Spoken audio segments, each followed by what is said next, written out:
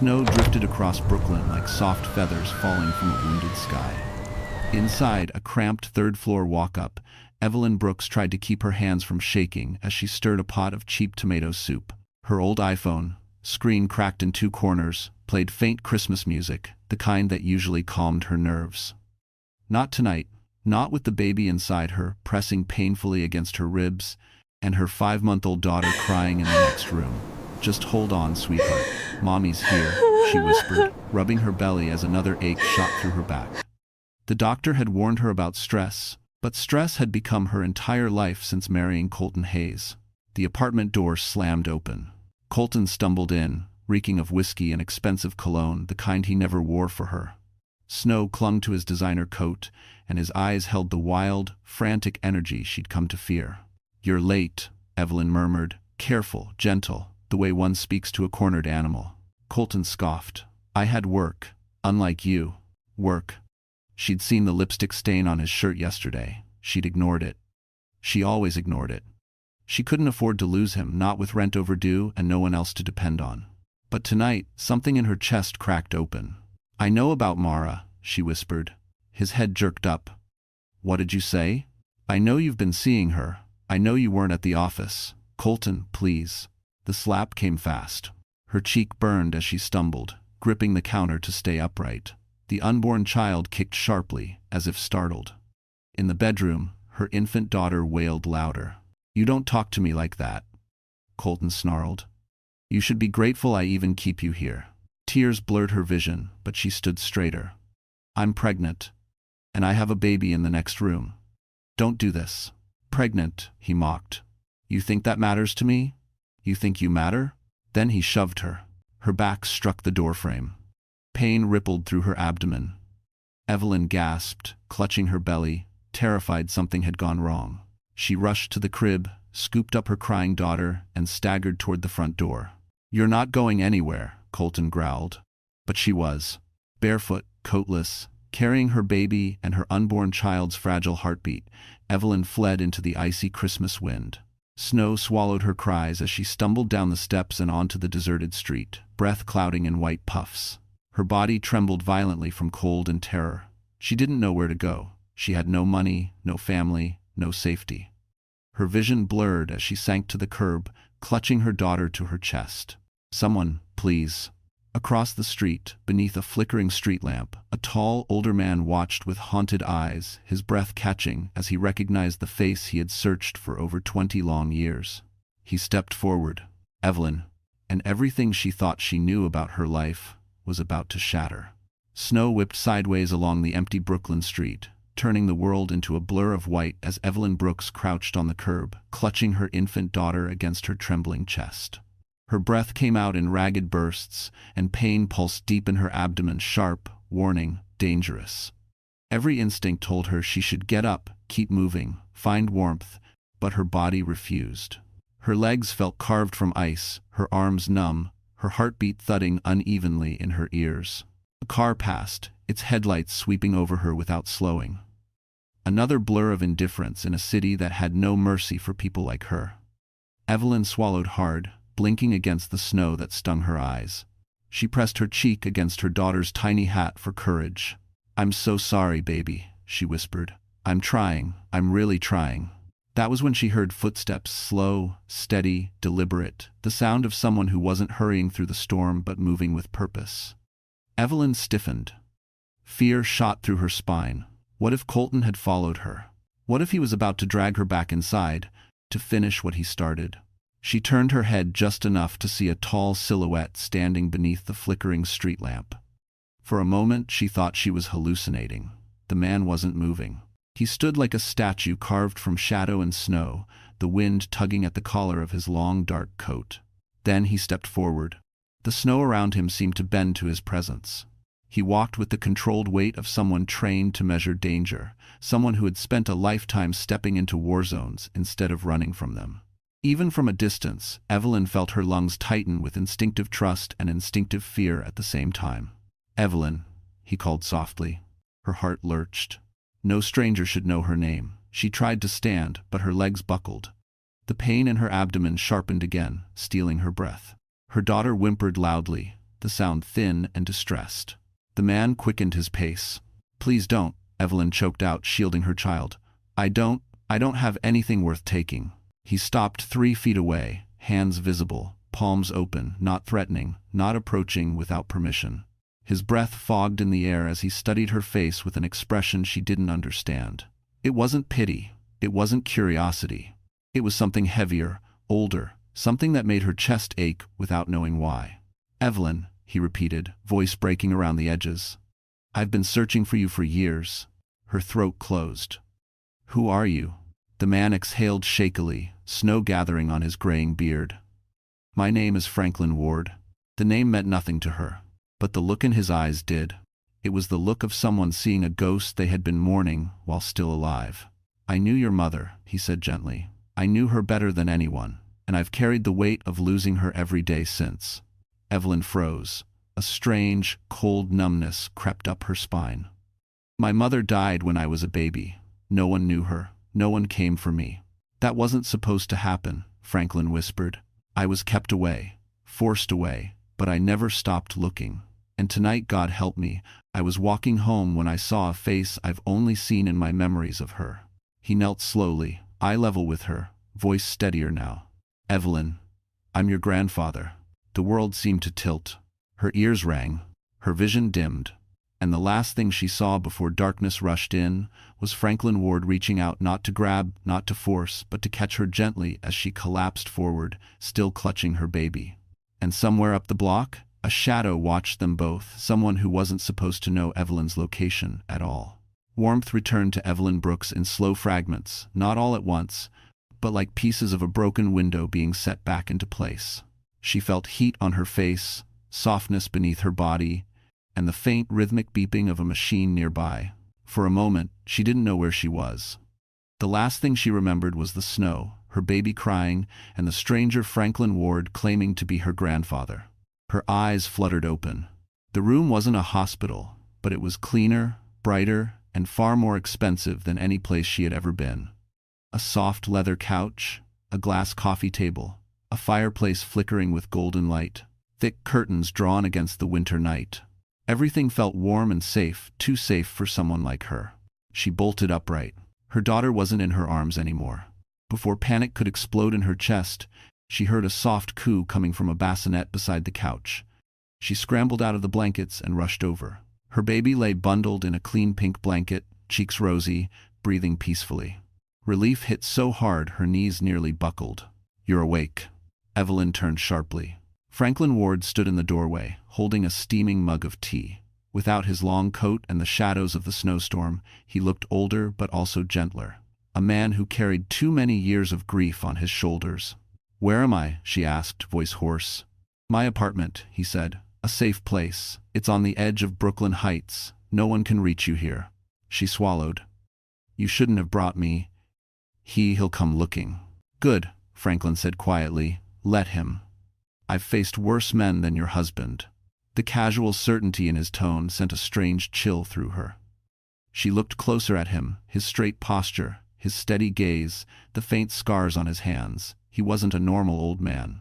She sensed that instinctively. "You said you knew my mother," Evelyn whispered. "You said you were my grandfather." Pain flickered in Franklin's eyes. He set the tea down and walked to the window, staring out at the snow-covered street below. "I lost your mother before I ever had the chance to protect her," he said. "And I've lived with that failure for 20 years. Evelyn's heart tightened. "She died in a house fire." "I read the report." Franklin shook his head. "Not a fire, a cover-up." The room tilted slightly. "What?" "Your mother was running," he said. "Running from people who wanted information she carried. I tried to get to her, but I was pulled into a classified assignment overseas. By the time I disobeyed orders and came back, she was gone." Evelyn felt her breath catch. "I was told no family survived." "That was the lie meant to hide you," Franklin said. "Someone wanted you forgotten, erased, so they buried the truth with her." His voice dropped. "I only discovered your adoption records 2 years ago. They were sealed under a false name. I've been searching ever since." It was too much, too fast. Her chest tightened, fear rising like a tide. "Why? Why would anyone care about me?" Franklin turned then, eyes sharp with old battle-worn knowledge. Because, he said slowly, someone out there still wants what your mother died protecting, and they may already know you're alive. A cold tremor ran through Evelyn. As if the universe wanted to confirm his words, the apartment lights flickered. Once, twice. Then the security alarm beeped softly. A warning. Franklin's jaw tightened. They found us faster than I expected. And he reached for the weapon she hadn't noticed. He kept hidden under the coat he'd just put on. The soft alarm continued its steady beeping, each pulse echoing through the warm apartment like a countdown. Evelyn froze, her hand instinctively moving to the bassinet where her baby slept. Her pulse hammered against her ribs. Franklin Ward, calm in a way only men forged by war could be, stepped toward the control panel beside the front door. It might just be the wind, Evelyn whispered, though she didn't believe it. New York winds didn't trip motion sensors on the third floor of a secured building. No, Franklin murmured. Someone crossed the perimeter. He tapped a button. The small screen beside the panel blinked on, showing a grainy hallway feed. A shadow hovered just outside the camera's range.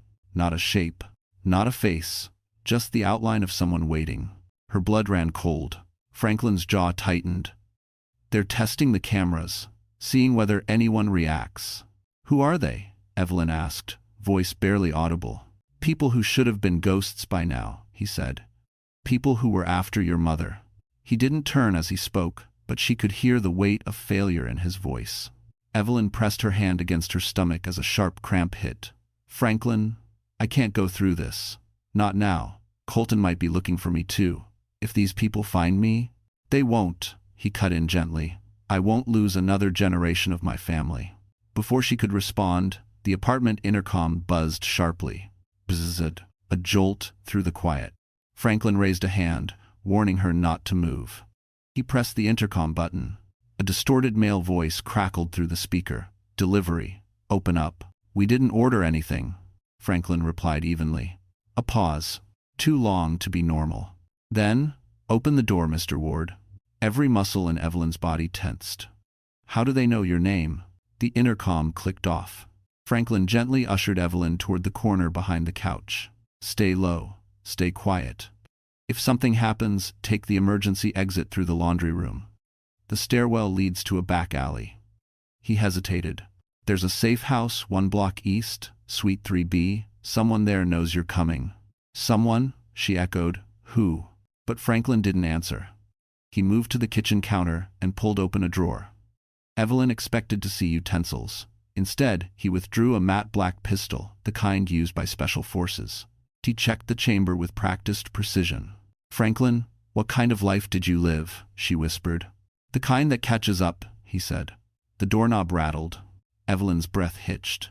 Her daughter whimpered softly in the bassinet. She lifted the baby quickly, cradling her tight, praying the tiny sound didn't give them away. Then, silence.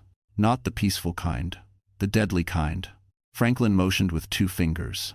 Back up. He approached the door slowly, weapon raised. A soft metallic click echoed from the hallway. Someone was picking the lock. Evelyn's heart slammed against her ribs. She tightened her grip around her daughter and positioned herself behind the couch, ready to run if Franklin told her to. The lock clicked again, louder this time. Then the door creaked open an inch. Franklin aimed. Don't move, he barked. A hand appeared first, gloved, cautious. Then a face leaned into view. Not Colton, not a stranger. A young woman, pale, shaking, eyes wide with terror. Please, she gasped. You don't know me, but he's coming. You have to get her out of here, right now. Franklin's eyes narrowed. Who's coming? She swallowed hard. Colton Hayes. Evelyn felt the world tilt. But the woman kept speaking because the real threat wasn't Colton at all. It was who he had brought with him. For a full second, no one breathed. The pale young woman stood trembling in the doorway, snow melting on her lashes, chest rising in panicked bursts. Franklin Ward didn't lower his weapon. Evelyn Brooks clutched her daughter closer, her pulse thunderous in her ears. The woman swallowed hard. My name is Tessa. I worked with Colton, but I'm not here to hurt you. I'm here because he's not the man you think he is. Franklin's voice stayed calm, but edged with steel. We're aware he's dangerous. No, Tessa whispered. You don't understand. He's not coming alone. That sentence cracked through the room like ice breaking on a lake. Franklin stepped forward, eyes narrowing. Who was with him? Tessa wrung her hands, shaking. 2 men. Men he owes money to. He told them Evelyn stole from him. He told them they could take whatever they needed from her if she didn't cooperate. Evelyn's stomach dropped. He said, "What?" He told them, "You're hiding something valuable," Tessa said, breath hitching. "Medical records. Insurance information. Something he could sell. I heard the whole thing." Then he said, her voice shook. He said he didn't care what they did to you as long as they brought him the files. A cold, sick feeling spread through Evelyn's chest. Colton didn't just want control. He wanted to use their child's medical data to pay off debts. Franklin processed this quickly, professionally, one hand steady on the gun, the other adjusting the security panel. "They're still outside?" Tessa nodded. "They're watching the exits. I overheard them say they'd break down the door if they had to." Evelyn felt her throat close. "Why did you come here? Why warn us?" Tessa looked at her with raw regret in her eyes. "Because I believed him when he said you were unstable. When he said you were dangerous. I helped him hide things from you at work. I let him use my phone to message those men. But tonight, I saw what he plans to do." Her voice cracked. "I couldn't let that happen." Franklin's eyes flicked to Evelyn. "We're leaving. Now." He grabbed a backpack from the closet, already packed with medical supplies, blankets, and something metallic she couldn't identify. Tessa's breath quickened.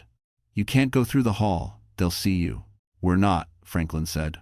He crossed the room and pressed a hidden latch behind a bookshelf. A soft mechanical click echoed. A narrow panel slid open, revealing a dark passageway descending between the building walls. Evelyn stared. "What is that?" "A maintenance shaft," Franklin said.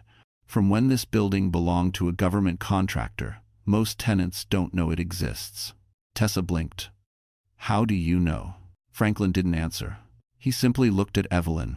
"Take the baby. Stay behind me. Move fast." Fear pounded through her, but so did something else, an instinctual trust she couldn't explain. She tucked her daughter inside her coat and stepped close behind him. Tessa grabbed Evelyn's wrist suddenly. "Wait." Evelyn turned. "I'm coming with you," Tessa said, eyes fierce for the first time. "Colton thinks I'm still on his side. If he catches me here, I'm dead." Franklin hesitated, but only for a second. Then he nodded. "Fine, but stay silent." The 3 of them slipped into the narrow darkness. The panel slid shut behind them, plunging them into shadows lit only by Franklin's small tactical flashlight. Above them, boots thundered into the apartment. A man shouted, "Search everywhere. They're here." Evelyn's heart lurched. But deeper in the shaft, a faint metallic clank echoed, as if someone else was already waiting inside the walls. The maintenance shaft swallowed them whole, its narrow metal walls closing in like the ribs of some forgotten beast. The air was colder here, sharp and metallic, carrying the faint scent of rust and dust, ancient, undisturbed until now. Franklin Ward moved first, one hand gripping a thin tactical flashlight, the other hovering protectively near his concealed weapon. Behind him, Evelyn Brooks followed with her baby tucked inside her coat, her breaths short and uneven. Tessa trailed last, wiping terrified tears from her cheeks. A loud crash echoed from above, furniture being overturned. "They're tearing apart the apartment," Tessa whispered. Franklin didn't slow. "They won't find anything. Not yet." But Evelyn noticed something in his voice, not fear, but calculation.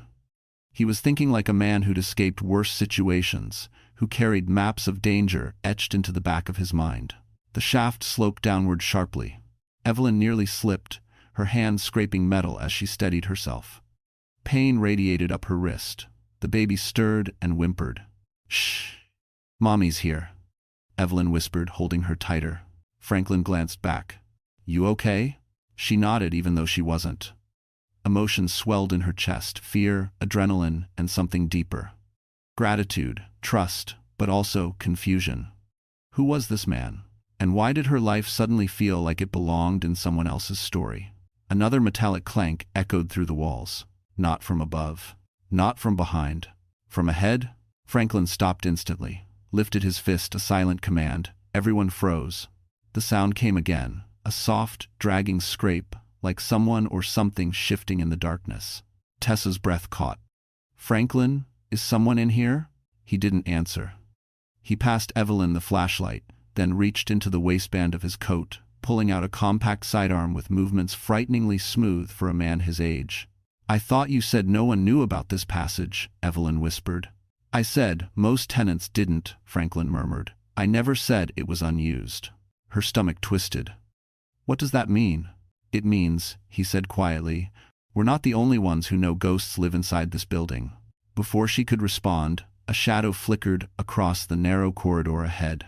Franklin lifted the gun. "Show yourself." Silence. Then, a voice, hoarse, low, familiar. "Don't shoot." Evelyn's heart stopped. She knew that voice. She hated that voice. "Colton." Tessa gasped, stumbling backward into the wall. "No, no, he followed us how?"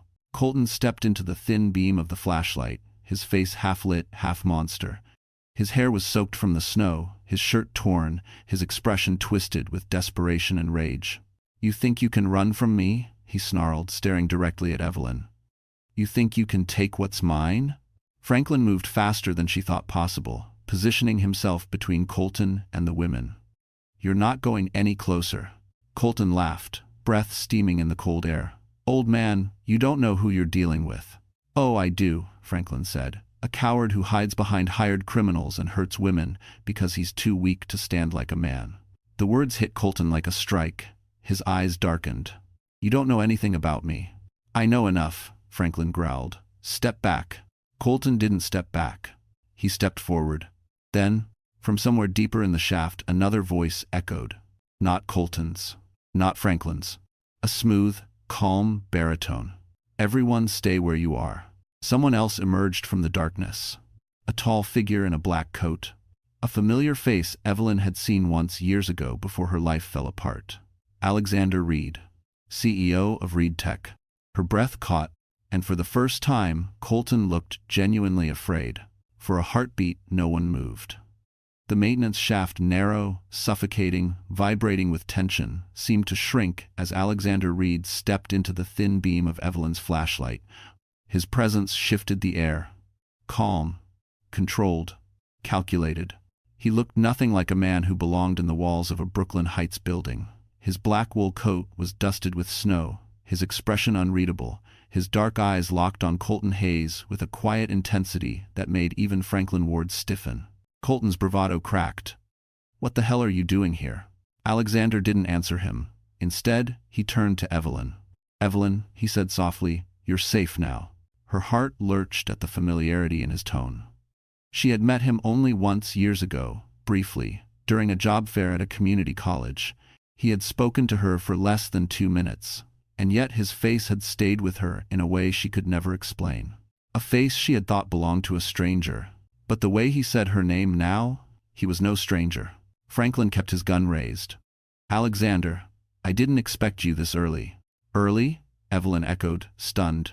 "You two know each other?" Alexander gave a small nod. "Your grandfather contacted me the moment he realized you were in danger." Her breath caught. "But how do you know who I am?" Alexander's gaze didn't waver. "Because your grandfather saved my life once, and I made him a promise I'd repay that debt if he ever asked." His eyes softened. Tonight, he finally did. Before Evelyn could respond, Colton lunged forward, rage twisting his features. "This is insane. She's my wife. You can't just take her." Franklin shifted, blocking him. "She stopped being yours the moment you laid a hand on her." Colton roared. "You have no idea what's going on. Those men are going to." "We know," Alexander cut in, tone cool. "We intercepted them outside. They won't be joining us." That sentence landed like a silent explosion. Tessa stared at him, stunned. "What did you do?" Alexander didn't blink. "Handled it. Handled it." The words sent chills through Evelyn, not of fear, but something else. Something like awe. Colton backed up a step, suddenly outnumbered, outpowered, stripped of his smug confidence. "You can't do this. I'll call the police. I'll tell them you kidnapped my wife." "You already tried," Alexander replied calmly. "Dispatch flagged you for filing a fraudulent domestic report. You're on their radar now." Colton's face drained of color. Franklin lowered his voice. "It's over, son. Stop fighting." But Colton snarled, desperate. "No, she's mine. She and that kid." Evelyn stepped forward, anger surging like fire through her veins. "That child isn't yours, and neither am I." Her words struck deeper than any blow. For the first time, Colton looked genuinely lost, like he didn't know how he had arrived at this moment, how he had destroyed everything he claimed to care about. Then, something shifted in his expression. Not remorse. Recognition. His gaze darted between Franklin and Alexander, connecting dots too late. "This wasn't random," Colton whispered. "You two, you planned this." Franklin's voice turned cold. "We planned to protect Evelyn. You planned to exploit her." Colton lunged again, reckless and wild. But Alexander moved first. He stepped forward, not violently, not hurriedly, but with precise, effortless strength. He intercepted Colton's arm, twisted, and pinned him against the wall in one fluid motion. Colton gasped in pain, caught off guard by the sheer power behind the calm exterior. Alexander leaned close, voice quiet enough only Colton could hear. "You ever touch her again, and you won't walk away next time." Colton trembled. Evelyn watched, breathless, realizing this moment was the first time she had ever seen someone stand between her and danger. But before anyone could speak again, a deafening bang echoed through the shaft. Not from their group, from behind them. Someone else had entered the passage. And this time, they weren't here to warn. The explosion of sound ripped through the metal shaft, like thunder trapped in a cage. Evelyn screamed and instinctively curled her body around her baby. Franklin Ward shoved her behind a support beam, shielding her with his own frame. Alexander Reed spun toward the noise, his grip tightening on Colton's arm until Colton winced and froze. Another sound followed, a metallic scrape, steady and intentional. Whoever was behind them wasn't panicking, they were advancing. Franklin hissed, "Move forward, now." Alexander released Colton just long enough to wrench him ahead like a prisoner. Tessa stumbled after them, trembling violently. Evelyn held her daughter tight as they hurried deeper between the walls, breath fogging in the frigid, stale air. The maintenance shaft widened slightly, enough for Franklin to maneuver beside Evelyn. He clicked off his flashlight, plunging them into darkness. "Why are you turning it off?" she whispered. "Light makes us targets," Franklin murmured. "Sound tells us enough." As if on cue, a new noise echoed behind them, footsteps, slow and deliberate, not running, not rushing, hunting. Evelyn's heart hammered. "Who is that?" "Someone who's been after your mother's files longer than Colton's debts existed," Franklin said quietly. "Someone who shouldn't know this passageway is here." Alexander moved like he'd been trained for this, guiding Evelyn with one hand while keeping Colton pinned against the wall with the other. His voice was steady, barely above a whisper. "The tunnel branches in 30 feet. We take the left. It leads under the old boiler room. Safer exit." Colton barked a bitter laugh. "Oh, that's great. 2 military dinosaurs and a tech messiah think they can outsmart." Alexander slammed him against the wall again, silencing him. Tessa whispered, "Please stop provoking them. You're going to get us all killed." But the footsteps behind them grew louder. Whoever followed them was accelerating. Franklin broke into a low, controlled jog. "Pick up the pace." The baby began to fuss, sensing Evelyn's terror. Evelyn's arms shook as she bounced her gently, whispering frantic comfort through trembling lips. Then a voice called out from the darkness behind them. A man's voice, calm, confident, cold. "Evelyn, you can't hide forever." Evelyn froze mid-step. Her blood turned to ice. She didn't recognize the voice, but Franklin did. His curse echoed softly. "I knew it. He's alive." Alexander stiffened beside her. "It's him?" "Yes," Franklin growled. "The one your mother feared most." The man kept speaking, voice echoing through the shaft like a nightmare with a heartbeat. "You have something that belongs to me, and I intend to finish what I started 20 years ago." Evelyn's stomach twisted. "What is he talking about? I don't have anything." "You do," Franklin said. "You just don't know it." They reached the fork in the passage. Franklin turned left, motioning them through first. But just as Evelyn passed the threshold, another deafening bang erupted from the opposite side of the fork. Someone else was coming from the left. Trapped. Franklin grabbed Evelyn and pushed her back into Alexander's arms. "Keep moving. I'll hold him off." "No," Evelyn cried. "Franklin, you can't fight him alone." But Franklin's expression held decades of ghosts, of battles survived and mistakes carried like scars. This is the fight I should have faced 20 years ago. Go. Alexander pulled Evelyn forward as heavy footsteps pounded from both directions. Tessa screamed. Colton slipped in panic, scrambling behind Alexander. The man's voice rose, triumphant and near. You can't run from blood, Evelyn, Franklin shouted back, but she can run from you. The tunnel shook with the force of 3 bodies colliding. And behind Evelyn, the darkness erupted into a brutal fight she wasn't meant to see but couldn't outrun forever. The tunnel shook with violent echoes, grunts, metal clashing, the thud of bodies hitting steel. Franklin Ward was fighting behind them, but Evelyn Brooks couldn't look back. Alexander Reed gripped her wrist firmly, guiding her through the narrowing passage as Tessa cried and stumbled behind them. Colton, panicked and gasping, crawled on hands and knees, no trace of his usual arrogance left. The baby in Evelyn's arms whimpered, sensing danger. Evelyn whispered, "It's okay, sweetheart. Just a little farther," even though her own heart felt like it was breaking through her chest. Ahead, faint light seeped through a slotted vent, orange, flickering. "The boiler room," Alexander murmured. "We need to get through before—" A roar echoed behind them. A man's roar, not Franklin's. Evelyn froze. "Franklin?" No answer.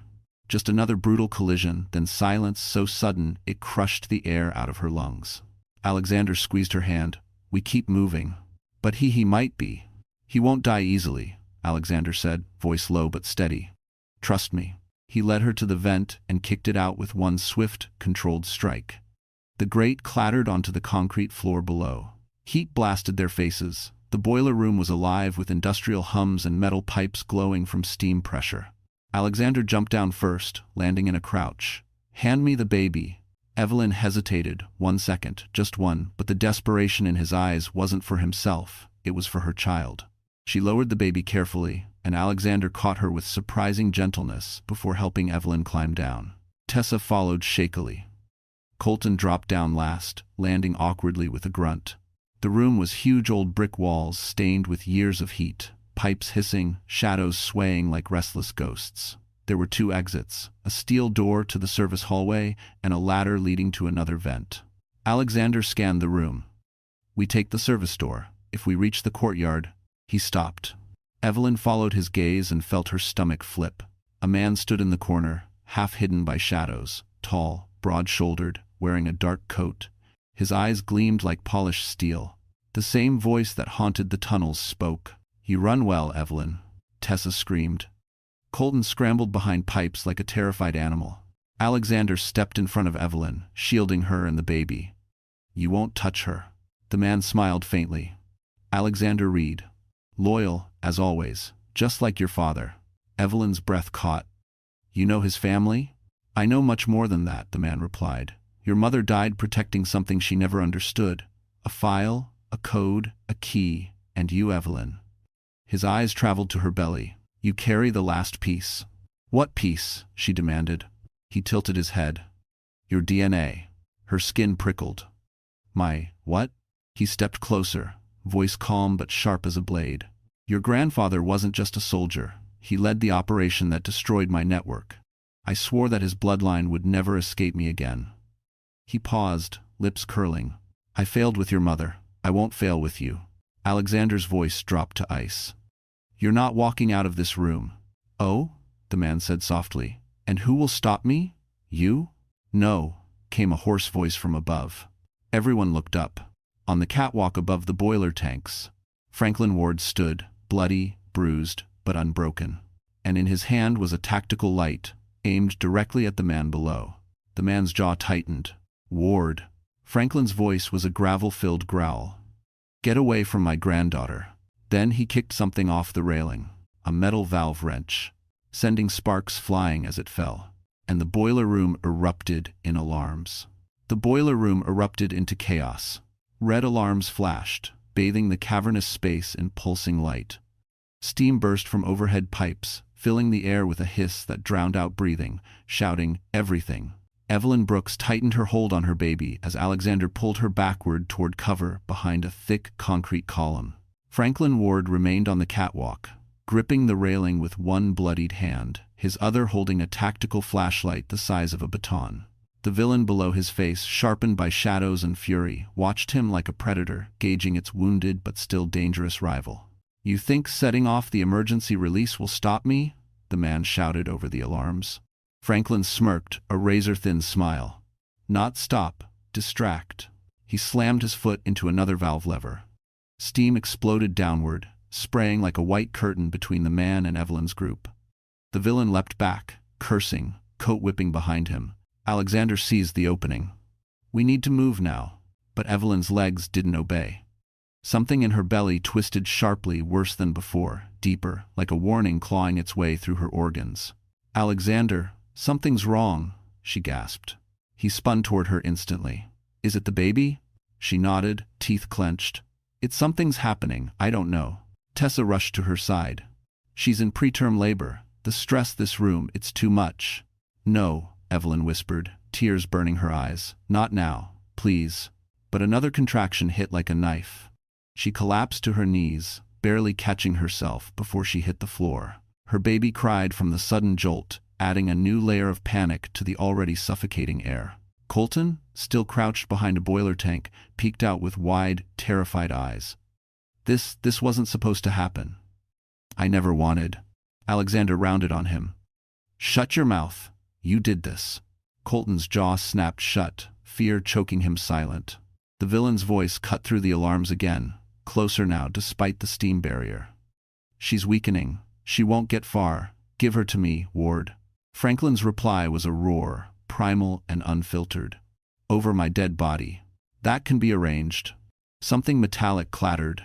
A gun. The man had drawn a weapon. Franklin ducked just as a shot cracked through the room, sparking off the railing behind him. Evelyn screamed. Alexander shielded her with his body. Tessa dove behind a toolbox. Colton scrambled so fast his shoes slipped on the wet floor. "Franklin," Evelyn cried. "I'm fine," he shouted back, but even from below, she could hear the strain in his voice. Alexander looked at the far exit door, 20 feet away. "We can make it if we time the steam bursts." "Evelyn, can you stand?" Another sharp contraction twisted through her. She clenched her teeth.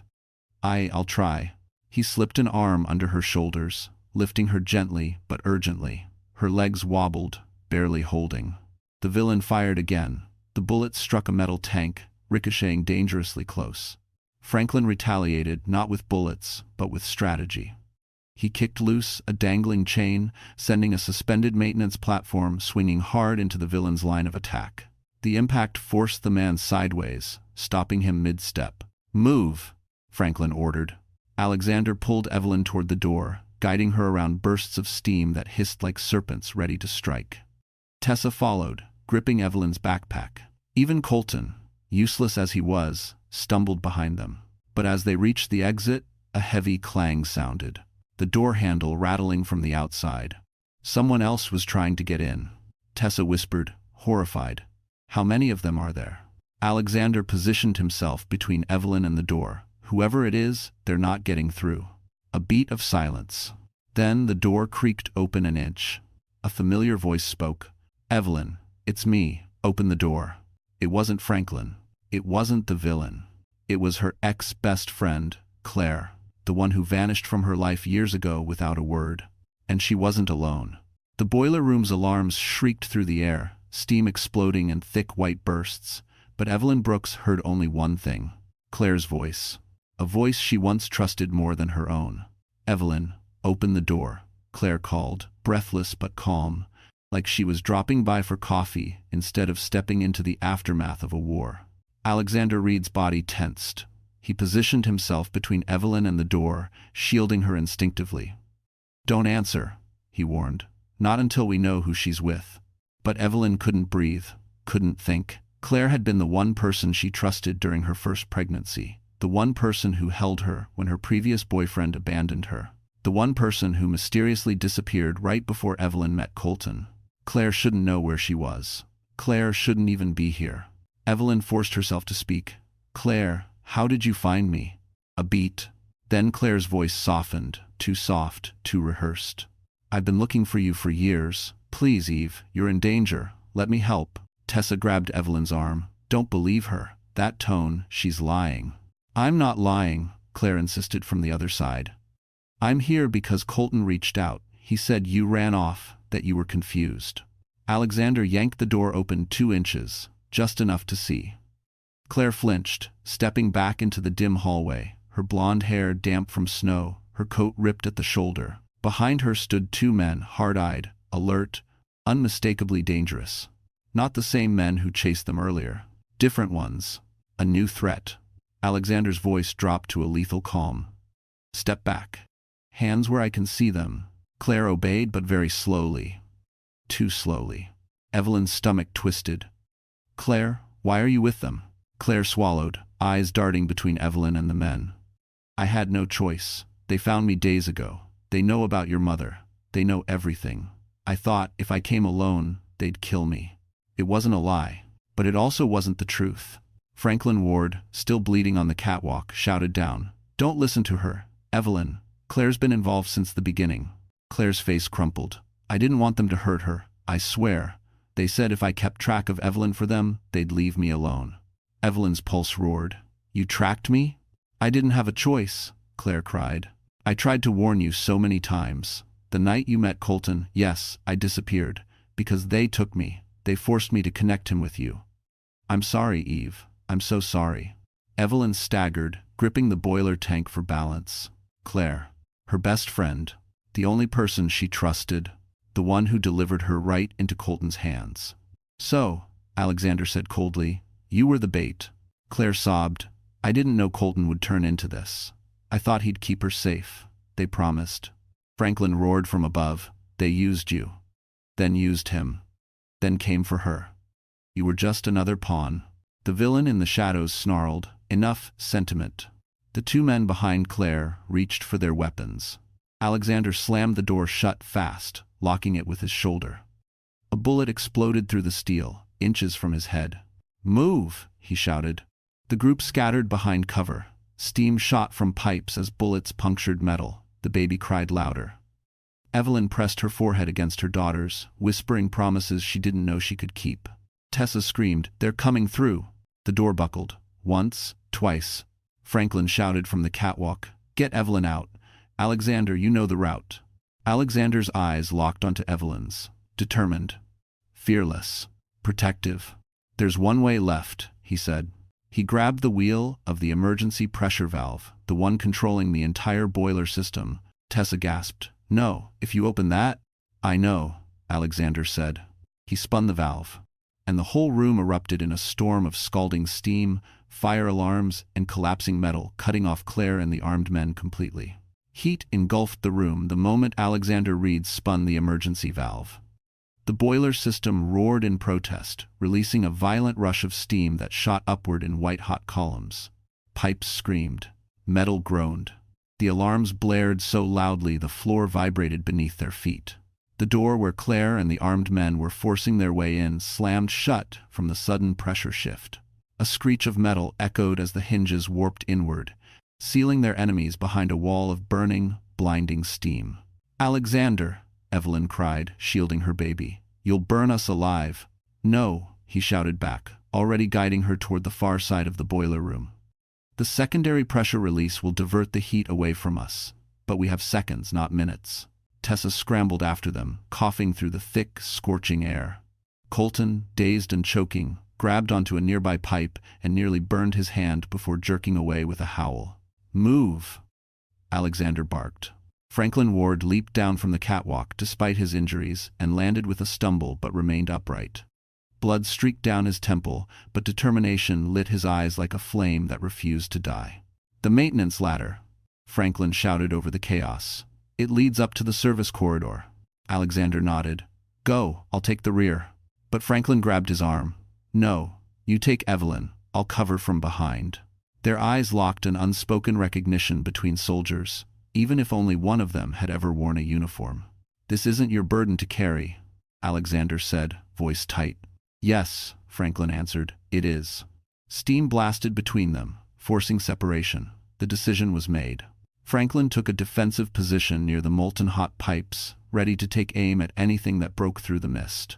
His stance, injured, bleeding, refusing to fall, made Evelyn's chest ache with something she hadn't felt in years. Family. Alexander lifted the baby from her arms briefly, so she could climb the ladder. Evelyn's muscles trembled with exhaustion and pain, another contraction twisting through her like a blade. "Alexander," she whimpered, gripping the metal rungs. "I can't, my body." "Yes, you can," he said firmly, placing his hand against her back. "You're stronger than you think." Tessa pushed from below, practically lifting Evelyn's feet onto each rung. "Come on, we're almost there." Colton remained on the floor, wide-eyed, panicked. "Don't leave me," Franklin snarled. "Move your ass or I'll leave you for the men you owe money to." The threat worked, barely. Colton scrambled to the ladder, climbing behind Tessa with terrified gasps. At the top, a narrow service corridor stretched ahead, dim, lined with utility pipes, but mercifully cool compared to the inferno below. Alexander passed the baby up to Evelyn, then hauled himself through the opening with smooth, controlled power. Franklin climbed last, firing one final warning shot into the steam-filled room below as figures began to push against the warped door. "Go," Franklin commanded as he pulled himself into the corridor. "They'll break through any second." Tessa led the way, sprinting despite tears streaming down her face. "This corridor leads to the courtyard, right?" "Yes," Alexander said. "There's a service exit. If we make it outside, I have someone waiting in the car." "Who?" Evelyn asked through ragged breaths. "Someone who's been watching over you longer than you know." Before she could process that, a violent crash echoed behind them. The men in the boiler room had broken through. Footsteps thundered into the corridor. Franklin shouted, "Keep going." They ran. Evelyn clutched her baby, terror and contractions battling inside her. Another crash. Closer.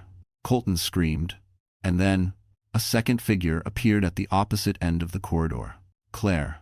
Her eyes were red, her face streaked with soot, and in her shaking hand, she held a gun. "Evelyn, don't make me do this." The narrow service corridor pulsed with fluorescent flickers, each one slicing the darkness like a trembling heartbeat. Evelyn Brooks froze mid-stride, her baby clutched tight against her chest, as Claire stepped into the center of the passage, gun raised, eyes glassy with fear, guilt, and something darker. Behind them, the sound of boots thundered closer. In front of them, Claire's shaking hands made the pistol's barrel wobble. They were trapped. "Claire," Evelyn whispered, breath ragged, "please, don't do this." Claire flinched as if struck. "I don't want to. God, Evelyn, you have to believe me. They forced me. Those men, they said, if I didn't bring you in, they'd die." Alexander Reed stepped in front of Evelyn, shielding both her and the baby with his body. His voice was low, calm, steady. "Claire, put the gun down. You're not a killer." "You don't know what I am," Claire cried, fingers whitening around the trigger. "I should have been the one she trusted. I should have been the one she leaned on. But you." She jabbed the gun toward Alexander. "You show up and suddenly you're her hero?" Evelyn blinked, stunned. "Claire, this isn't about me?" Tears spilled down Claire's cheeks. "It's always been about you. Everything falls apart around you, and you still get people who care, people who protect you. Me? I'm disposable." Franklin Ward stepped forward slowly, palms raised. "Claire, listen to me. You're scared. You made mistakes, but you're not beyond saving. Drop the gun, and I'll help you." Claire's laugh cracked like broken glass. "You? Help me? You think I didn't try to get out? They own me. And if I don't bring Evelyn back, they'll—" The pounding footsteps behind them grew louder. Claire's eyes widened in terror. "They're coming. Don't you get it? If I don't stop you now, they'll kill me." Evelyn took a small step forward, ignoring the sharp pain twisting through her belly. "Then come with us." Claire shook her head violently. "I can't," they said. Tessa suddenly lunged sideways, grabbing at a loose pipe on the wall. She ripped it free with a screech of metal and swung it toward Claire's wrist. The gun fired. The shot cracked through the corridor, hot and deafening. Evelyn screamed. The baby wailed. Sparks rained from a pipe overhead. The bullet didn't hit Evelyn. It didn't hit Alexander. It hit Colton. He collapsed with a gasp, clutching his shoulder as blood poured through his fingers. "You crazy witch." Claire staggered backward, horrified. "No, I didn't mean Colton. Alexander seized the moment. He rushed her. Claire shrieked, firing again wildly, but Alexander struck her wrist with surgical precision, sending the gun clattering across the floor. Franklin kicked it away instantly. Claire fell to her knees, sobbing. I didn't mean to, I swear I didn't. Behind them, voices shouted from the boiler room doorway. There. They're in the corridor. The enemies were almost upon them. Alexander grabbed Evelyn's hand. Run now. Franklin hauled Tessa forward. Even Colton, bleeding and pale, stumbled after them in terror. Claire remained kneeling, shaking, as the men she feared more than death rounded the corner behind her. She looked up at Evelyn one last time. I'm sorry, she whispered. For everything. Evelyn didn't have time to respond. Alexander shoved open a steel hatch at the end of the corridor. Cold night air blasted through, carrying snow and distant sirens. Go, he commanded. Evelyn leapt into the night, clutching her baby as the world spun toward freedom. But as Alexander closed the hatch behind them, a final gunshot exploded inside. Claire's scream pierced the darkness. And Evelyn realized not everyone would survive tonight's escape. The metal hatch slammed shut behind them, sealing off the gunshot, the screams, the heat of the boiler room. Evelyn Brooks stumbled into the frigid night air, nearly collapsing as snow swallowed her ankles. She clutched her baby tightly, breath clouding in the winter wind. Pain rippled through her abdomen, sharp, insistent. She wasn't sure how much longer her body could hold. Alexander Reed steadied her instantly. Stay with me, Evelyn. We're almost out. Almost out. But the courtyard they'd emerged into was massive, an industrial rear lot wedged behind 3 buildings, cluttered with dumpsters, utility vans, and shadows that flickered under pale security lights. Snow drifted down in thick, swirling flakes, muting the world but sharpening her fear. Tessa climbed out next, coughing hard, tears cutting streaks through the soot on her cheeks. Where's Franklin? He was right behind us. Evelyn's heart seized. She turned toward the hatch. Just as Franklin Ward crawled out, blood soaking through his shirt, one hand gripping the rim for support, his face was ashen, but he was alive. Grandpa! Evelyn choked out. Franklin waved her off weakly. I'm fine. He wasn't. Not even close. But he stood tall, refusing to show weakness. Colton stumbled out last, half collapsing into the snow, clutching his bleeding shoulder. You can't leave me, these guys will kill me, he shouted, slipping on ice. Alexander didn't even look at him. Keep your voice down. They're coming. As if summoned by his words, the hatch behind them buckled from the inside. Someone slammed into it. Hard, Tessa screamed. They got through already? Franklin's eyes sharpened. Reed, car? Alexander pointed across the courtyard. A black SUV sat idling beside a garage, exhaust puffing into the air. A bulky driver stepped out, military posture, expression carved from stone. Evelyn's breath caught. Who is that? Someone I trust, Alexander said. He'll get you out. Before they could move, the hatch finally burst open. Claire's limp body hit the snow first. Evelyn sobbed, collapsing to her knees. Claire's eyes were open, vacant, her face turned toward the sky that would never warm her again. Behind her, 3 armed men crawled out, and the man leading them stepped into the snow with a calmness that made the night colder. The villain. The man who wanted Evelyn's bloodline.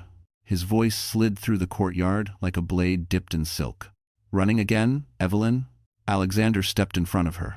You won't touch her. The man smiled. You Reed boys were always so dramatic. Your father said the same thing. Franklin raised his gun with trembling strength. Shut your mouth. Still alive, Ward? The man chuckled. You were harder to kill than your daughter. A sound tore from Franklin, a wounded, furious growl. He fired. The shot missed by inches, hitting the brick wall behind the villain. The men around him lifted their weapons. Evelyn screamed, Stop, please, my baby. The villain tilted his head. Yes, your baby, the last key your mother hid.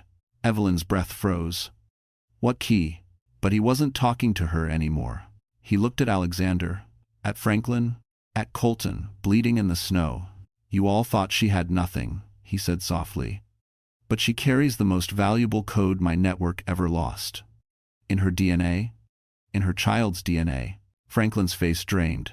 Evelyn, don't listen. He's correct, the man cut in. Your mother encoded encrypted intel into a medical sequence. A sequence passed through bloodlines. Alexander's jaw clenched. You're insane. Am I? The man murmured. Then why has half the world been chasing this woman since the day she was born? Evelyn staggered back. Reality shifted under her feet. Then, A gunshot cracked through the courtyard. Snow exploded beside her. The villain raised his weapon. Time to finish what I started. And Evelyn realized this wasn't just survival anymore. This was war for a truth buried in her own blood. A gunshot split the winter air, sending a spray of snow into the sky like shattered diamonds. Evelyn Brooks fell backward, instinctively shielding her baby. Alexander Reed pulled her behind a utility van, just as another bullet ricocheted off the metal frame. Franklin Ward returned fire, staggering from blood loss but fierce as ever. The villain stepped forward through the snow, his coat sweeping behind him, his men fanning out like wolves closing in. "You can't protect her forever," he said calmly. "Her very blood is the prize." Alexander's voice was ice. "You'll never get close enough to find out." But Evelyn was barely hearing them, because another contraction ripped through her sharp, deep, frightening. Her breath stuttered. She clutched her belly. "Alexander," she gasped. "The baby, my stomach, it's tightening again." Alexander knelt beside her instantly. "Look at me. Stay awake. You're not delivering in a parking lot." Franklin fired again, hitting one of the villain's men in the leg. The man dropped with a howl, but the villain didn't flinch. "You know, Ward," the man said, "you trained some of the world's best soldiers. I always wondered how your granddaughter would turn out." Franklin snarled and shot again. This bullet grazed the villain's coat close, but not enough. Colton, still clutching his bleeding shoulder, crawled across the snow. "You want her DNA?" he shouted at the villain. "Take it. Just let me go." Evelyn stared at him in disbelief. "Colton, you monster." Tessa kicked him. Hard. "He sold you out again." The villain smirked. "Pathetic. I don't need him." His eyes returned to Evelyn. "All I need is you." Alexander rose, positioning himself between them. His posture changed, shoulders squared, feet anchored. Like a man ready to die where he stood if it meant saving her. "You'll go through me first," he said. "That was the plan," the villain replied. He raised his gun. Franklin shouted, "Down!" Gunfire erupted again. Bullets tore through the snow, punching holes in vans, dumpsters, the pavement. Franklin ducked behind a loading crate, firing back with precision but less strength. Tessa dragged Colton to cover. Evelyn shielded her baby beneath her coat, her vision blurring with cold, fear, and pain. Alexander looked at her, a flicker of worry cracking his calm exterior. "Evelyn, listen to me. No matter what happens, you keep moving. You protect your child." She shook her head violently. "Not without you." He swallowed hard. "You won't have a choice if—" Before he could finish, the villain barked, "Take them." Two of his men broke into a sprint, weaving through snow and debris. Franklin fired, took one down. Alexander rushed forward, tackled the second attacker, slamming him into the snow. The gun slid across the ground. Alexander kicked it away. But the villain had already advanced. He aimed at Evelyn. Time slowed. Evelyn screamed. Alexander lunged. Franklin fired. A shot echoed. For a moment, no one could tell who had been hit. Then Alexander collapsed across the snow, gripping his side, blood seeping through his fingers. "No," Evelyn cried. The villain's smile widened. One reed down, one ward to go. Franklin roared and charged at him with the strength of a man who refused to die before saving his family. They collided in a brutal clash, fists, elbows, raw survival. But the villain wasn't fighting to win the brawl. He was fighting to get around Franklin. Toward Evelyn. She stumbled backward, clutching her baby, breath ragged, contractions stabbing harder. Alexander reached for her weakly. "Evelyn, run." She couldn't run. She couldn't even stand straight. The villain broke free of Franklin's hold. He took aim at Evelyn. And from the shadows of the courtyard, a second gun fired. Someone else had arrived. The shot cracked through the courtyard like lightning splitting the night. The villain jerked sideways, a bloom of red spreading across his coat. He staggered but didn't fall, snarling as he spun toward the source of the gunfire. Evelyn Brooks whipped her head toward the shadows, breath freezing in her throat. A figure stepped forward through the drifting snow. Tall, steady, unshaken by the chaos around him. Alexander's driver. But not just a driver. He removed his black cap, revealing sharp features Evelyn recognized from news articles, corporate interviews, tech conferences she'd watched on an old iPhone during her lunch breaks. It wasn't a driver. It was Jonathan Reed, Alexander Reed's older brother, former military intelligence officer and co-founder of Reed Tech, before vanishing from the public eye years earlier. Evelyn gasped. Jonathan? Alexander, still bleeding on the ground, managed a weak smile. Told you, someone was watching over you.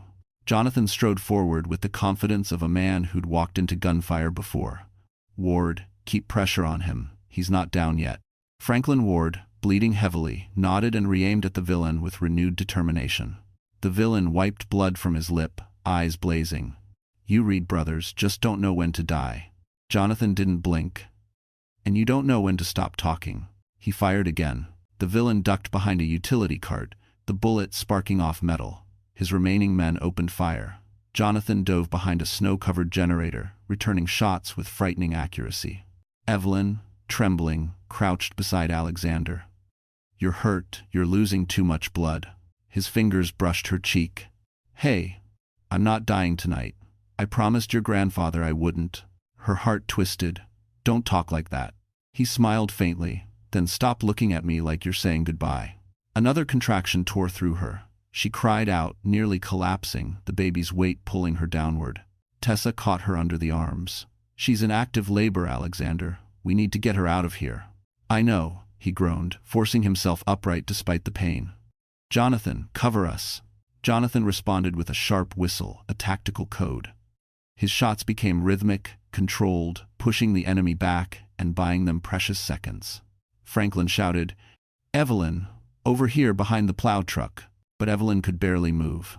Pain knifed through her body, her breath shallow, her vision dimming. The villain rose again, unbothered by his bleeding wound, eyes locked on Evelyn with terrifying clarity. You're running out of time, he called, stepping from cover with renewed fury. Give me the child, Evelyn. That code does not belong to you. Evelyn's voice broke. It's just DNA. What code? What did my mother do? The villain laughed a cold, hollow sound. Your mother cracked a military encryption seed, a genetic cipher impossible to replicate. She embedded the final numeric sequence into her own DNA so no one could steal it, and now, his eyes gleamed. That code lives in you. And your children. Evelyn's stomach turned. So this was never about me. It was always about you. Jonathan fired again, forcing the villain to retreat. Evelyn, move. Alexander hauled her to her feet. Franklin, limping, covered their flank. Tessa dragged Colton by his collar, despite his wounded protests. The villain, despite bleeding heavily, lifted his gun toward Evelyn again. Rage twisting his face, determined to finish what he'd started 20 years ago. But before he could pull the trigger, a roaring engine split through the courtyard. Headlights blasted across the snow. A black SUV, not Jonathan's, crashed through a side gate, skidding to a stop between Evelyn and the villain. The passenger door flew open. A woman jumped out, long coat whipping in the wind, eyes fierce with purpose. Evelyn froze. It was her mother, alive. Snow whirled violently as the SUV skidded sideways, tires carving deep scars into the courtyard ice. The passenger door flew open, and the woman stepped out, her long coat billowing, breath crystallizing in the freezing air. Evelyn Brooks stared, unable to breathe. The woman's face was older, worn by time and grief, but unmistakable.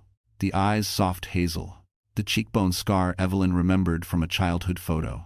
The trembling, protective stance. Mom? Evelyn whispered, voice cracking. The woman's gaze snapped to her, and something inside Evelyn shattered and healed at the same time. My baby, the woman breathed, choked with emotion. My sweet girl Evelyn. Time froze. Even the villain faltered, shock breaking through his rage. Impossible. You're dead. Her mother, alive, trembling, furious, stepped in front of Evelyn with a fierceness that matched Franklin Ward's iron will. No, she said, you only thought you killed me. Franklin staggered, eyes wide. Lydia? She spared him a brief glance, a look heavy with 20 years of pain, but her focus snapped back to the villain who'd hunted her family. I survived the fire, Lydia said coldly. I disappeared because I knew you wouldn't stop. I went into deep cover. I hid so you couldn't use Evelyn as leverage. The villain's jaw clenched. You were supposed to die. The code should have died with you. Too bad, Lydia spat. Your mistake was underestimating a mother. Alexander, still wounded, whispered to Evelyn. This changes everything. But Evelyn barely heard him. Another contraction ripped through her, forcing her to her knees. Lydia rushed to her side. "Sweetheart, are you in labor?" I think so," Evelyn gasped. "It's happening right now, I can't stop it." The villain seized the moment, lifting his gun again. No one leaves this courtyard alive except the girl. Jonathan Reed fired at him. Franklin fired too. Bullets sparked against metal. Steam burst from ruptured pipes. Snow churned as the villain dodged left, weaving behind the plow truck. "This ends now," he shouted. He charged Lydia. Franklin threw himself between them. The villain's shoulder collided with Franklin's weakened chest, sending the older man crashing into the snow. "Grandpa!" Evelyn screamed. But Franklin forced himself onto his elbows, refusing to fall fully. "Finish him, Lydia, before he gets to Evelyn." The villain twisted, striking Lydia across the jaw. She fell but rolled instantly, snatching a dropped gun from the snow. He kicked it from her hand. It skittered across the ice toward Evelyn. Alexander crawled toward it, fighting pain, but the villain stomped on his wounded side. Alexander collapsed with a grunt. The villain grabbed Evelyn by the coat, hauling her upward. Her baby shrieked. Evelyn cried out as her stomach tightened again, another brutal contraction. "Let go of her," Lydia screamed, scrambling to her feet. "You don't get to give orders," the villain snarled. "You already failed once." And then, he pressed a blade to Evelyn's neck. Everyone froze. Lydia, Franklin, Jonathan, Alexander. The villain hissed into Evelyn's ear. "Your life for the code. One cut, and it's over." Evelyn trembled violently, but something shifted inside her. A fire, a clarity, a refusal to let her children inherit fear. Her eyes sharpened. "You want my blood?" Evelyn whispered. "Then choke on it." She slammed her head backward, striking his nose with a sickening crunch. He staggered. Lydia dove for the fallen gun. Jonathan fired. Franklin roared. Alexander forced himself upright. The villain spun, lifting his blade again. And Evelyn, bleeding and barely standing, grabbed his wrist with both hands and screamed, "Get away from my family." The courtyard erupted in a final, violent clash. For one suspended heartbeat, the courtyard held its breath. Snow fell in slow spirals under the security lights, catching in Evelyn Brooks's hair as she clung to the villain's wrist. All fear burned away, replaced by pure, maternal fury. Then everything exploded at once. The villain twisted violently, throwing Evelyn off balance. She fell backward, hitting the snow with a cry as another contraction ripped through her. Her mother, Lydia, dove forward with the stolen gun, but the villain kicked her with brutal force, sending her sliding across the ice. Jonathan Reed fired again, one shot, then another, but the villain ducked behind the plow truck, using its metal bulk as a shield. Alexander Reed dragged himself upright, grimacing through the pain. "Evelyn, don't move." "She's in labor," Tessa screamed, trying to help Evelyn sit up. "We need an ambulance." "No ambulances," Franklin growled, fighting to stay focused through his blood loss. "They'll trace the call." The villain sprang from behind the plow truck, knife glinting. He lunged at Alexander with surgical precision. Alexander blocked the first swing, but the second sliced across his palm. Blood splattered onto the snow. "Is that all the Reed family can offer?" the villain taunted. Jonathan took aim again, but the villain grabbed Alexander, using him as a human shield. Evelyn screamed, "Alexander!" He gritted his teeth. "Don't shoot." The villain hissed in his ear. "You shouldn't have interfered." Then he hurled Alexander aside like a broken weapon. Alexander hit the ground hard, gasping. The villain turned toward Evelyn. Everything inside her froze. "Your mother failed," he said. "Your grandfather failed. But you won't get the chance." Lydia crawled forward, desperate. "Take me, not her." The villain didn't even look at her. "You're already useless. The code passed on when you gave birth." Evelyn's baby whimpered, sensing the terror around them. His eyes shifted to the child. "No," Evelyn breathed. "Not her. Please not." Jonathan appeared behind the villain, but the villain spun and slashed him across the arm. Jonathan dropped to one knee, clutching the wound. Franklin tried to rise but collapsed, blood staining the snow. The villain walked toward Evelyn, step by deliberate step, knife raised. She tried to stand, but another contraction tore through her, stealing her strength. Tears streamed down her face, not from pain, but from the fear of losing her child. The villain crouched. "Goodbye, Evelyn." A gun cocked, but not Franklin's. Not Jonathan's, not Lydia's. Colton Hayes, shaking, bleeding, terrified, stood with a discarded pistol clutched in both hands. His voice cracked. "Get away from my wife." The villain's eyes narrowed. "You're not part of this." "I never wanted any of this," Colton cried. I just wanted the money. I didn't want anyone dead." He fired. A wild shot. It missed. The villain charged him, slicing open his arm. Colton screamed and dropped the gun. But his interference bought 2 precious seconds. Seconds Alexander needed. He launched himself across the snow, slamming into the villain from behind with every ounce of strength left in his body.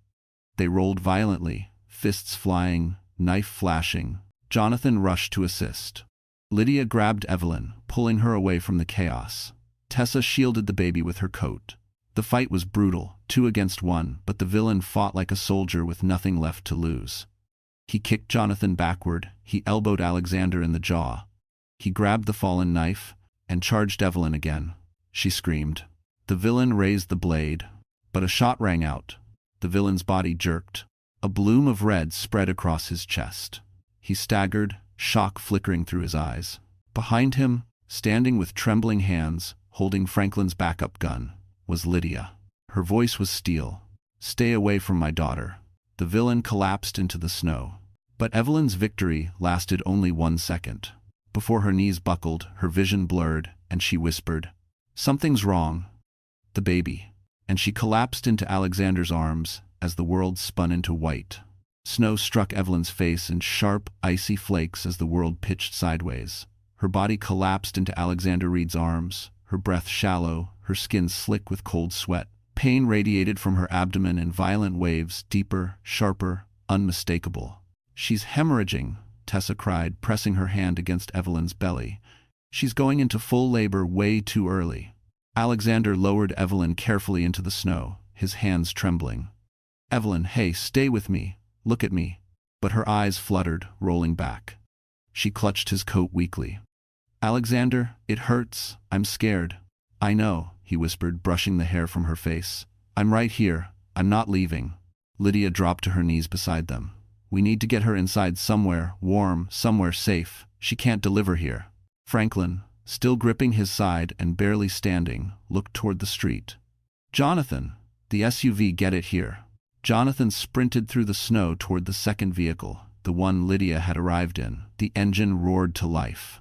Colton, pale and shaking, stumbled forward. I can help carry her." Alexander's glare cut through him like a blade. "Touch her, and you won't leave this courtyard." Colton froze, defeated. Evelyn screamed a raw, agonized sound that pierced the night. Blood bloomed beneath her in the snow. Tessa's voice cracked. "Her placenta might be tearing. She's losing too much blood." Lydia grabbed Evelyn's face gently. "Sweetheart, listen to me. You're strong. You're stronger than anyone here. You hold on for me, okay?" Evelyn tried to nod, but the pain overtook her. She convulsed, clutching her baby tighter against her chest. Alexander's hands shook as he tore off his coat and wrapped it around her. "We're getting you to a hospital." "No hospitals," Franklin snarled, then coughed blood into the snow. "The network has people inside. They'll take her the moment she arrives." Jonathan pulled up beside them in the SUV. "We'll take her to the safe facility, the one Dad built underground for emergency extractions." Alexander lifted Evelyn carefully, cradling her and her newborn to be against his chest. She screamed again, nails digging into his neck. His heart cracked at the sound. "I'm here," he whispered urgently. "Look at me, Evelyn. Keep your eyes open." Her voice trembled. "Don't let them take my baby, please." "They won't," Alexander vowed. "I swear it." As they moved toward the SUV, the courtyard behind them erupted in shouts. The villain's surviving men, enraged, leaderless, frantic, burst from the shadows, firing wildly. "Go!" Franklin roared. Jonathan and Alexander shielded Evelyn with their own bodies as bullets tore through the snow. Lydia ducked behind the SUV, screaming, "Get her inside!" Tessa climbed in first, pulling Evelyn from Alexander's arms as gently as possible. Evelyn's head lolled, eyes rolling back. Alexander jumped in beside her, gripping her hand. "Stay with me, Evelyn. Stay with me. Don't close your eyes." Franklin fired the last of his ammunition at the advancing men, buying precious seconds. Jonathan yanked him into the front seat as Lydia slammed the door shut. "Drive!" Lydia screamed. Jonathan floored the gas. The SUV shot forward, smashing through the broken side gate. Snow sprayed behind them as gunfire followed, bullets pinging off metal. Inside, Alexander pressed his forehead to Evelyn's, voice breaking. "You're not dying, not tonight, not like this." Evelyn gasped a wet, choking sound as blood soaked through her clothes. Alexander," she whispered. Yes, I'm here. Don't let my baby be alone." "She won't be, I promise." Her eyes fluttered, then closed. "Evelyn," he shouted, but the SUV kept racing through the night, carrying a woman fighting for her life, and a child who wasn't supposed to be born yet. The SUV tore through the frozen Brooklyn streets, sirens echoing faintly in the distance. Not police, not help, just the city breathing around them, as Evelyn Brooks drifted between consciousness and the cold pull of darkness. Alexander Reed cradled her in the back seat, his hands slick with her blood, his voice trembling despite every effort to stay calm. "Evelyn, don't do this. Stay with me, look at me." Her eyelids fluttered. A faint gasp slipped from her lips. "The baby, she's coming." Tessa checked Evelyn's pulse with shaking fingers. "Her blood pressure is dropping fast. We need the facility now." Jonathan swerved sharply, accelerating. 2 minutes out. But Evelyn didn't have 2 minutes. Another contraction hit so intense, her entire body arched off the seat. She let out a scream that pierced Alexander's chest like a blade. Lydia squeezed her daughter's hand, tears streaming. "Breathe, sweetheart. You're stronger than this pain." Evelyn shook her head weakly. "I'm scared, Mom." "I know." Lydia kissed her forehead. "But you are not alone anymore." Snow streaked across the windows as the SUV sped toward an old warehouse. It looked abandoned, but beneath it lay a hidden medical bunker built by the Reed family decades ago for emergencies just like this one. Jonathan slammed through the garage door and skidded inside. The moment the SUV stopped, Alexander scooped Evelyn into his arms and sprinted toward the elevator platform waiting at the center of the floor. Tessa hit the control panel. The platform descended rapidly into bright, sterile light. A doctor and 2 nurses rushed forward. "Lay her down, we need to assess the hemorrhaging." Alexander didn't want to release her. But he did. He placed Evelyn gently on the surgical bed, whispering, "I'm right here. I'm not going anywhere." Her fingers brushed his cheek, blood staining his skin. "You cared for me when you didn't have to." His throat tightened. "I didn't do it because I had to. I did it because—" But Evelyn's body seized again in agony, cutting him off. Doctors moved swiftly, working to stabilize her. "She's dilated. We need to deliver the baby now." "No," Alexander whispered, panicked. "Her body isn't ready." "She has no choice," the doctor replied. "If we delay, we lose both of them." Lydia clutched Franklin as he staggered beside her. The old soldier leaned heavily on the railing, watching the scene with tears he refused to let fall. "It should have been me," Franklin choked. "Not her, not my granddaughter." Lydia held his hand. "She's going to make it. She has to." Another scream tore through the room. Evelyn reached for Alexander blindly. He rushed to her side, letting her grip his hand with desperate strength. "You're doing so well," he whispered, brushing tears from her face. "Just a little more. I'm here. I'm right here." Minutes felt like hours. Then, a baby's cry broke the air, high-pitched, alive. Evelyn collapsed back, sobbing with relief. "Is she?" The doctor smiled. "She's perfect." A nurse held up the tiny newborn, wrapped in white cloth. Alexander let out a shaky, broken breath. Evelyn reached for her child with trembling arms. But then the monitors beeped in alarm. Evelyn's eyes rolled back. Blood pulsed from her abdomen. "She's crashing," the doctor shouted. Alexander's world collapsed. "No, Evelyn, no." But the doctor worked quickly, sealing the bleeding, injecting stabilizers, massaging her heart. And then, a steady beep. Slow, then stronger. Evelyn's eyes opened faintly. Alexander fell to his knees beside her, crying openly now. "You scared the hell out of me." She touched his face weakly. "We made it, didn't we?" "Yes," he whispered. "You did." Franklin saluted her from across the room, tears shining. Lydia kissed Evelyn's forehead, whispering thanks into her hair. Alexander leaned close. I love you, he said softly, and if you'll let me, I'll spend my life proving it. Evelyn smiled through exhaustion. Then help me raise our daughters. Outside, snow continued to fall, but inside, a family long shattered was finally whole again. All right, my wonderful friends, the story has finally come to a close. And if you are still here, still reading, still breathing in the last emotion of this journey, then something in this story touched your heart in a way only truth can. Because behind all the chaos, the danger, the heartbreak, lies a message we all need at some point in life. No matter how dark the night gets, you are never truly broken. As the Stoics often remind us, the obstacle is the way. Marcus Aurelius wrote that every hardship contains a seed of strength, and Evelyn's journey reminds us that healing comes not from avoiding pain, but from walking through it with courage. Life may test you, people may betray you, but you are allowed to rise again, to rebuild, to choose love that protects instead of wounds. And if tonight something in this story made you feel seen, understood, or less alone, then stay with us. Like, share, and subscribe not just for the story, but for the community we're building here. A place where pain becomes strength, and every ending becomes a new beginning. Thank you for being here. You matter more than you know.